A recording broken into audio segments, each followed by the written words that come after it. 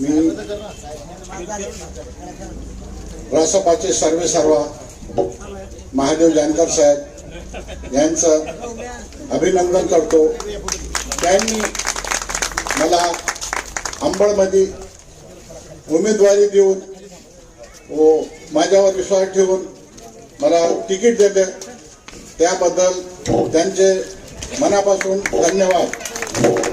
व आजच्या कार्यक्रमाचे अध्यक्ष माननीय जानकर साहेब व चितळकर साहेब, महाराष्ट्राचे उपाध्यक्ष, मी प्रभाग क्रमांक 14 मध्ये त्यांच्या राहत्या वार्डातून तुम्ही